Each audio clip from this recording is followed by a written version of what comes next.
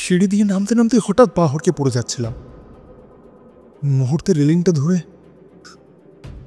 সামলে নিলাম নিজেকে। নিচের দিকে তাকালাম, কই কিছুই পড়ে নেই তো। না কলার খোসা না নারকেলের ছোবড়া, কিছুই তো নেই। না জলও নেই এক ফোঁটা।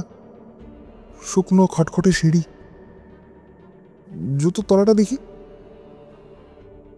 না সেখানেও কিছু লেগে নেই।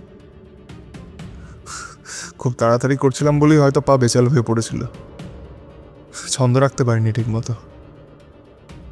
চোখের পলকে কি দুর্ঘটনাই না হতে পারতো বাবা। হাড়গোড় সব ভেঙে যেত, মাথা মেরুদণ্ড সমেত সব। এতক্ষণে তাহলে ওই রেল স্টেশনের পথে না হয়ে হাসপাতালের পথে থাকতে হতো। ট্যাক্সিতে নয়, অ্যাম্বুলেন্সে।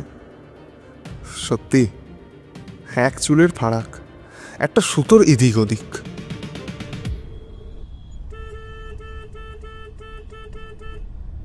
কিছুই বলিনি, তবুও ট্যাক্সিটা ছুটছে প্রাণপণ। ড্রাইভারের জন্য ভীষণ তাড়া। মনে হচ্ছিল এক্ষুনি অ্যাক্সিডেন্ট করে বসবে, কাউকে চাপা দেবে, না হলে হুমড়ি খেয়ে পড়বে কোনো গাড়ির উপর, আর না হলে পুরোপুরি মুখোমুখি সংঘর্ষ। অত শত না হয় নির্ঘাত জ্যাম হবে রাস্তায়। ট্যাক্সিটা পৌঁছতে পারবে না, ট্রেন ছেড়ে দেবে। দাদা একটু আসতে চলুন না। এত তারা নেই দাদা জীবনে, আসতে চলুন। এত সুখ যেন সহ্য করবার নয়। ভাগ্য ঠিক বাদ সাধবে, বাগড়া দেবেই। না, হন্তদন্ত ট্যাক্সি শেষ পর্যন্ত পৌঁছেই গেল।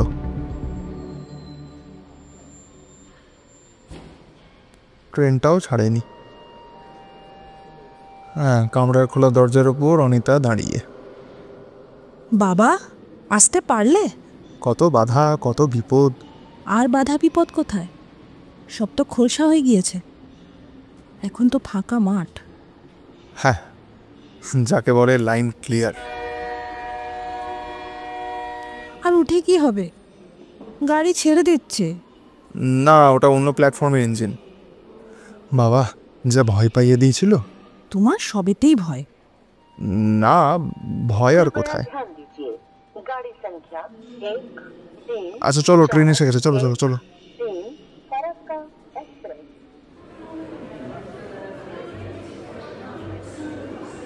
আর কত সময় লাগবে অনিমেষ?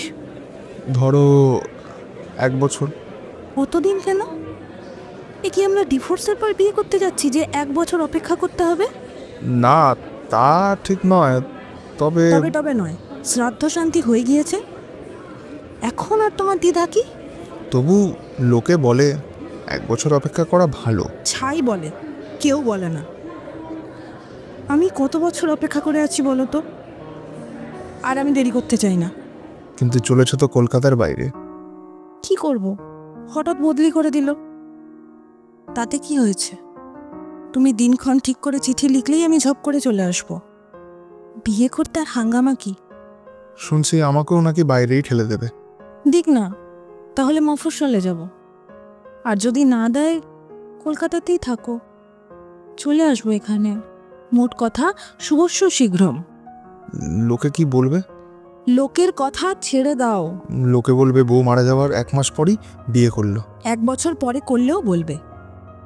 লোকের হাতে সৃষ্টি স্থিতি প্রলয়ের ভার নেই। লোকে কি জানে আমার তপস্যার কথা? তপস্যা? হ্যাঁ, প্রতীক্ষার প্রার্থনাই তপস্যা। তোমার বিয়ের প্রায় 2 বছর পর আমাদের দেখা। মনে আছে কি বলেছিলে? মনে আছে। কি মনে আছে? কি বলেছিলে বলো? বলেছিলাম তুমি আমার পরম হয়ে এলে, তো প্রথম হয়ে এলে না কেন? হ্যাঁ, সেই থেকেই প্রার্থনা করে আছি, প্রতীক্ষা করে আছি। কবে সে চরম দিন আসবে, কবে পথ পরিষ্কার হবে। 3 বছর পর সেই সুযোগ আজ এলো। এই 3 বছর সমানে আকাঙ্ক্ষা করে এসেছি আমাদের স্বাধীনতা। মানে গত 3 বছর ধরে তুমি সুরভির মৃত্যু কামনা করে এসেছো? বুকের মধ্যে একটা ঘা মারা শব্দ শুনলাম যেন। সেই শব্দ কি তারও আকাঙ্ক্ষার প্রতিধ্বনি? না, তা কি করে হয়? সুরভি বেঁচে ছিল বলেই তো অনিতার প্রতি আমার আকর্ষণ এত জ্বলন্ত ছিল, জীবন্ত ছিল। সুরভি আজ বেঁচে নেই, তাই তাই কি অনিতার প্রতি আমার সমস্ত অনুভূতি আজ স্তিমিত, নিষ্প্রভ? এ কি, ট্রেন ছাড়ছে না কেন? কখন সময় হয়ে গিয়েছে, তবু ছাড়ার নাম নেই। সব ট্রেনই ছেড়ে যায়, শেষ পর্যন্ত অনিতারটাও ছাড়লো।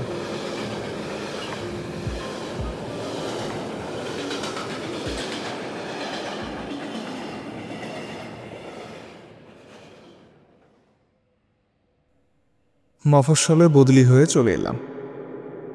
ভালোই হয়েছে, পরিবেশের বদল হয়েছে, মেঝেতে পায়ে পায়ে আলতার দাগ ফেলানি, রক্তাক্ত স্মৃতির পিছু টাননি। ভালোই আছে। ছোট ছাদওয়ালা বাড়ি, উপরে মাত্র দুখানা ঘর, একটা শোবার আর একটা বসবার, নিচে বাবুর্চি চাকর। এর চেয়ে আরো ছোট হলে কি করে চলে? তবুও কেমন যেন ফাঁকা ফাঁকা লাগে। এদিক ওদিক প্রতিবেশীদের বাড়িগুলো কেমন দূরে দূরে। এই মনে হচ্ছে বাড়িটাকে ঘিরে যেন অনেক গাছপালা, হাওয়া, অন্ধকার। এই গাড়ি ঘোড়ার আওয়াজ অনেক পরে পরে শোনা যায়। ফেরিওয়ালাও এদিকে কমই আসে, কিন্তু তাদের আসা মানেই হচ্ছে চলে যাওয়া। সমস্ত ভিতর বাইর আশপাশ একটা শূন্যতার শ্বাস দিয়ে ভরা। না, অনিতা আসুক, ঘরদোরও ভরে তুলুক। আশ্চর্য, এইরকম চিঠি লিখেছে অনিতা। এই মফস্বল শহরেই সে একটা উচ্চতর চাকরির জন্য আবেদন করেছে, কয়েকদিন পরে ইন্টারভিউ। হ্যাঁ, কোথায় আর উঠবে, শেষমেশ আমারই অতিথি হবে সে। চিঠি লিখে বারণ করলাম, তুমি এসো, থাকো, চাকরি করো, কিন্তু আমার বাড়িতে উঠো না।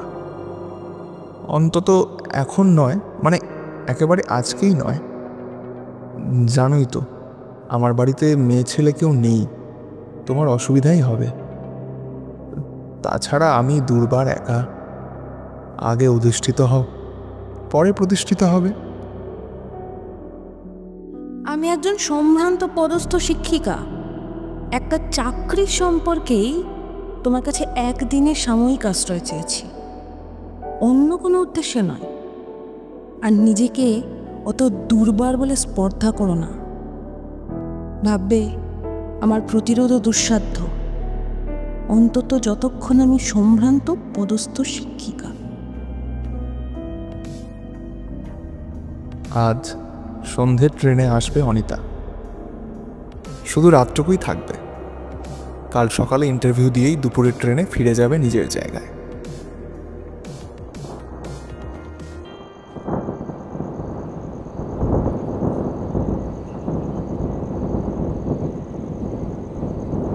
স্টেশনে এসে শুনলাম গাড়ি 3 ঘন্টার উপর লেট। ভীষণ দমে গেলাম শুনে। বাইরে দুর্যোগ থাকলেও মনের মধ্যে বুঝি একটা দাবানল ছিল, সেটা নিভে গেল ধুইয়ে ধুইয়ে। রাস্তায় জনমানব নেই, দোকানপাট সব বন্ধ, শুধু একলা এক পথহারা হাওয়া এলোমেলো হয়ে ঘুরে বেড়াচ্ছে। সাইকেল রিক্সা করে বাড়ি ফিরলাম।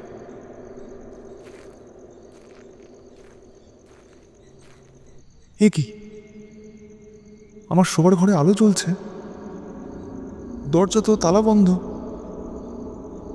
হাওয়ার দাপটে দরজার পাল্লা দুটো ফাঁক হয়ে রয়েছে, তার মধ্যে দিয়ে আমি আলো দেখতে পাচ্ছি তো। তবে কি ঘর বন্ধ করে বেরোবার আগে সুইচটা ভুল করে অন রেখেছিলাম? হয়তো তাই হবে, নইলে আলো জ্বলে কি করে? পথে আসার সময় দেখলাম স্টেশনও তাই। ঝড়ের উৎপাতে তো সারা শহরে কারেন্ট অফ।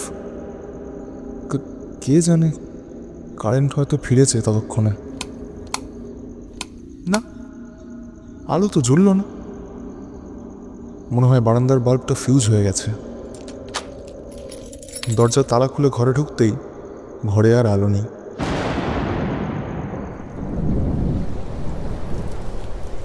তাড়াতাড়ি অল্প স্বল্প খেয়ে শুয়ে পড়লাম।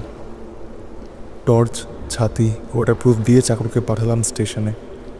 যত টাকাই লাগুক যেন রিক্সা ঠিক রাখে, যত দেরিই হোক ঠিক মতো আসতে পারে যেন অনিতা। ঘড়িতে দেখলাম রাত বেশি হয়নি, কিন্তু মনে হচ্ছে যেন অনন্ত রাত। গাছগাছালির মধ্যে বাড়িটাকে যেন রুদ্ধশ্বাস কবরের স্তূপ মনে হচ্ছে। কেবল বাতাসের হা হা আর ডালপালার কাতরতা।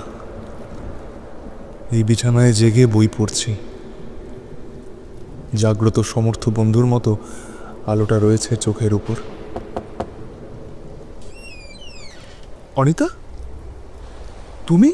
ও, কি ভীষণ লেট তোমাদের গাড়ি, আর তারপরে জঘন্য বৃষ্টি। তোমার জন্য স্টেশনে চাকর পাঠিয়েছিলাম, সে কোথায়? কই, কারোর সঙ্গে দেখা হয়নি তো, একাই চলে এলাম। আর তোমার মালপত্র? সব স্টেশনে পড়ে আছে। শোনো, আমি ভীষণ ক্লান্ত, এক গ্লাস জল খাবো।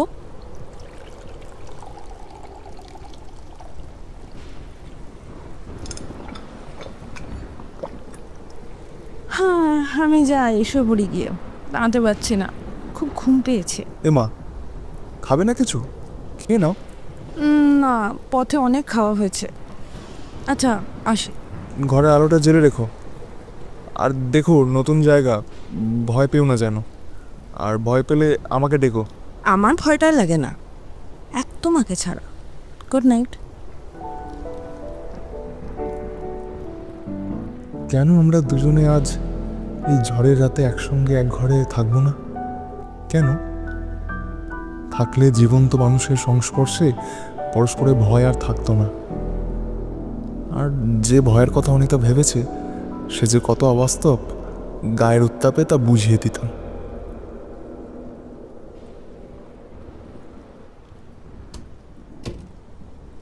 কত রাত এখন কে জানে। এই দু ঘরের মাঝে টুক করে একটা কিছু শব্দ শুনতে পেলাম। এই শব্দ তো আমি চিনি না, খিল খোলার শব্দ তো নয়। বিছানায় উঠে বসলাম। কই, অনিতা তো ঘরে আসেনি। তাহলে কি অনিতাই আমাকে ডাকছে? পা টিপে টিপে আমি উঠে গেলাম। অনিতা, অনিতা, আমি এসেছি। অনিতা। আলোতে দেখলাম, এ কি, অনিতা কোথায়? তার বদলে খাটে বাদাম বিছানায় সুরভি শুয়ে রয়েছে। অনিতা কোথায়? অনিতা, অনিতা।